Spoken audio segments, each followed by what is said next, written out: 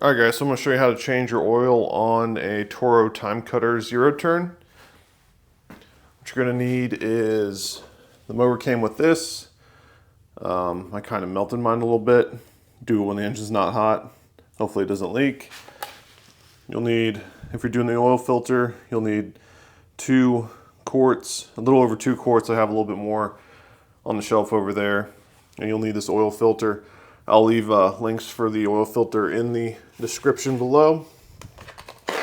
Depending on where you live, you might want to check on what kind of oil you'll need. I'm using 10W30.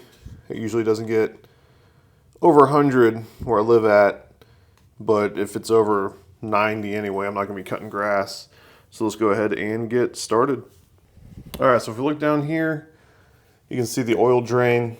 This is the screw or bolt. You can use a flathead or a 10mm to unscrew this. This will open up this area for the oil to flow out.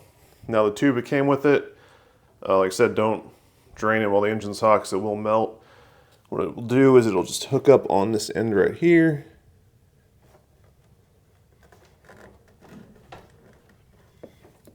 And then you just feed this to your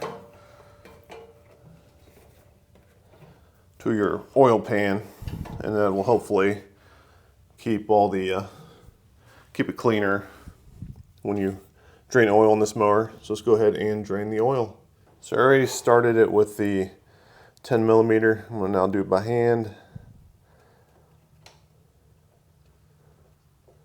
Hopefully the oil will start flowing here shortly.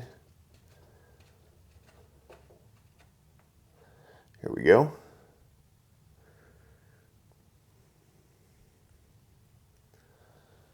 See, the oil is starting to drain out.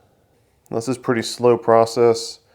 I'm probably going to tilt the front of the mower up a little bit to kind of help get the oil flowing a little quicker. We'll go ahead and let this drain, and then we'll take the oil filter off and replace it. All right, so now we have it down to a little drip. So I walked away for about 10 minutes and let it drain. What I did is I lifted this side of the mower up to try to help the oil get pushed out over here. Now, next thing to do would be remove this oil filter. This still gets messy regardless of the way they have the drain now, but they did add like this little cup kind of thing, so any oil that comes out will flow this way. So I'm gonna go ahead and put some towels down, and then we'll go ahead and take that off. All right, so I'm pretty sure no matter what, it's gonna get messy, but hopefully those towels will help clean up the mess. I have one of these tools to get this off. If you use one of these, more than likely you are going to damage your oil filter, but we're not going to be reusing it, so it doesn't really matter.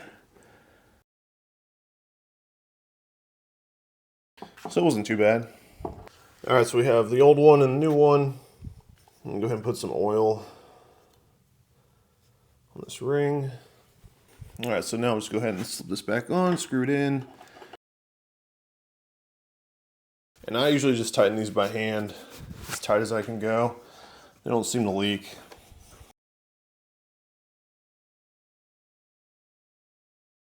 All right, now we got that on. We can go ahead and take these towels out of here. Then we'll go ahead and we'll tighten this. Now this is plastic, so you don't want to over tighten it. So that's probably good right there. And then we can pull this hose off.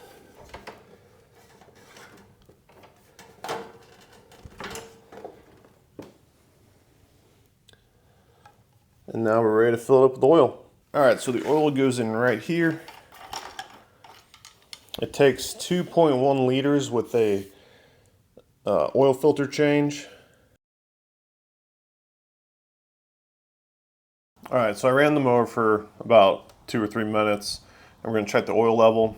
Now, I don't know if you can see this now, but it says for correct oil level, do not turn cap on thread. So what we're gonna do is put it in and pull it out and see what kind of reading we get.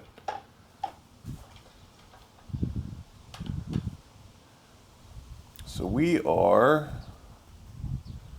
just below the full. I don't know if you guys can see that or not. We're just a hair below the full. So that is actually pretty good. I don't need to, I guess I could add a little bit more, but 2 quarts looks like it's fine. After I get done cutting, I'll check it again, see if I need to add any more. But that is how you change your oil on a Toro Timecutter zero turn. Thanks for watching. I will see you guys later.